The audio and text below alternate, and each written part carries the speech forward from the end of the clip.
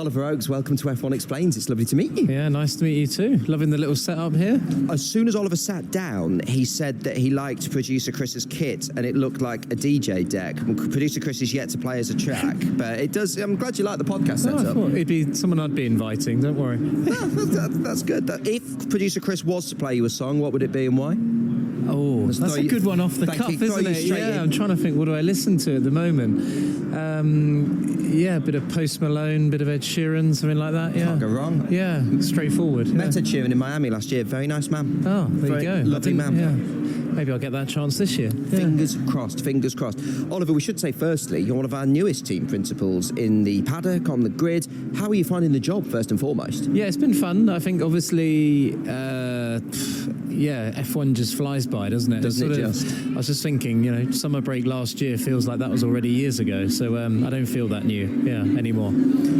Summer break does feel a long time ago last year. We're going to get on some of our listener questions in a minute, but because we wanted to get to know you a little bit more and your sort of path to F1, we have something in common that I think our listeners to this podcast get bored of me banging on about, but I used to race karts. Now, there we go.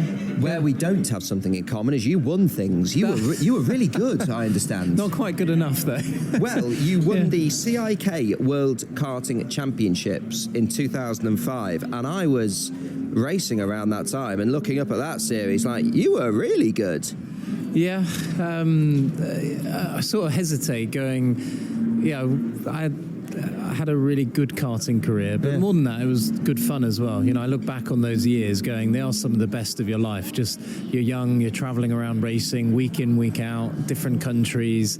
I joke a lot with sort of, guys from back then that literally you were in your Sprinter van going from track to track. It was a, cool time. It's an intense sport, karting, and I think people who don't necessarily know motorsport underestimate that. Did the intensity of it, and as you say, having to get used to travelling, going racing, did it prepare you well for the rest of your career? Yeah, I mean, look, I dare say you probably don't know what you learned then that you still use today, because all of that's just baked into who you are as a person. But I just think it was a great grounding for what you do every day. You are literally traveling, racing, working with people, almost becoming, probably a bad word to use, but a bit of a track rat. You're sort of... I don't think I've heard track rat before, but I love it. Yeah, it's kind of, my wife jokes with me about it, but, you're just on tour with your mates going racing, which is exactly, that is the dream, yeah. You stopped racing as in driving, and you went into driver coaching, didn't you? Which I find really interesting. How was that transition from being a driver to being someone who helps bring drivers through, and also how did that experience help you fast forward a few years to being a team principal? Yeah, I mean, it was kind of a bit odd. I sort of, I was still racing, but I kind of wasn't sure what I wanted to do. For me, I think I said it before, I kind of really wanted to be an F1 driver. I wasn't that focused on anything but F1. Sure. And then I did a little bit of coaching with some young drivers, and that just became quite organic, really. Working with them, a couple of them were quite good. Go on, and then, no, I think that's not fair on any of them, because it was just a really good time, and I really, really enjoyed it. And then I think it was only natural, you sort of working with them within teams, that you kind of go, oh, I can probably have a crack at this myself, actually. And I think that's when, I sort of first had I wouldn't say the idea, but sort of a little bit of a, you expand further to running those drivers in your own team, and then, you grow from there, basically, yeah. And then you went into management in Formula One's junior series and on the way up the motorsport ladder. Was that a sort of natural progression from the driver coaching? I guess so. I mean, at the time, I probably quite naively, when I started high tech, I kind of went into F3 level because I kind of thought that was the easiest step straight across from karting. And that, again, if you don't know, it might sound slightly odd that you kind of jump above Formula Renault and you started your team one level up. And that was just because I felt the jump from karting to F3 at the time with grip, downforce, and F3 was quite an exciting category back then. It was the last one where you could actually develop the car, make things, which is pretty unique. You know, today in the other categories, you're pretty much racing the car you buy. So I feel quite fortunate that in 2016, when I started High Tech, you know, we went in at that level at racing, which was quite high, and it was pretty much sink or swim. If I think back now to then, it wasn't really, I probably wasn't thinking it through, but thankfully it worked out. Yeah. Well, we'll get on to our listener questions now, Oliver. F1explains@f1.com is the place to send those. I mean, you could send them as well, Ollie. I was more talking to the listeners, but if you've got any questions for the team principals, I'll have to think some to fire through. Think of some. A lot of the questions we get, Ollie, they're not all for team principals, but so many are, and we've picked quite a random scattering of them to give you a proper first F1 Explains experience. Okay. Go the easy. first Go one on, links to what we were saying a little bit just then about, you know, the summer break of last year not feeling too long ago, but in other areas feeling like it was ages ago. Amanda asks, since you took over, are there any parts of the job of being a team principal that have been unexpected or surprised you? We've just been discussing, you've obviously ran teams before, but this obviously is a first time running a Formula One team. Yeah, I mean, I guess there are lots of things. You kind of, none of them are that trivial, but I guess, you know, it sounds, again, pretty basic, but going from 100 people to 900, I think I'm probably used to in 100 you could please most of them.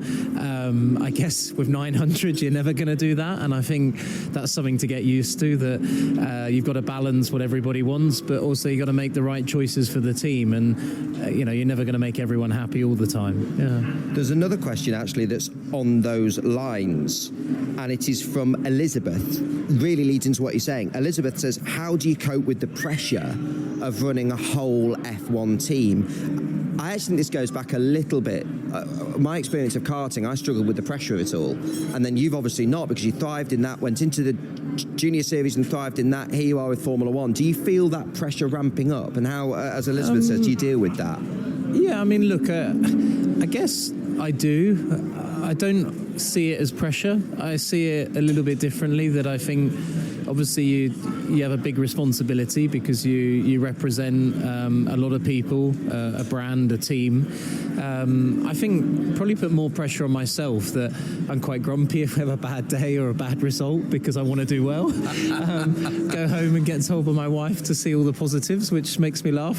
But obviously, yeah, I think I don't see it as pressure. I see really as I just want to do well anyway, because that's who I am. Maybe that comes from having been a driver before, that you're never happy if you're not winning or you haven't done a good job. Yeah, I think I get grumpy if I'm frustrated or I've had a bad day. Yeah, and I actually think my partner is quite good at being patient with me. Oh, definitely. Yeah, I suspect your wife has to do the same with being with an F1 team principal. You have to get good and go, I'll just let him cool off a minute. Yeah, she very much does balance me. I mean, yeah, I'm pretty groggy. I'd be a Netflix and just sit there and sort of sulk for a bit, and she'd or sort of just chill out, and she'd be like, yeah, come on, like trying to give me some positive quotes. I'm like, babe, it's so different in racing, it's not like that, but it's nice. You need that.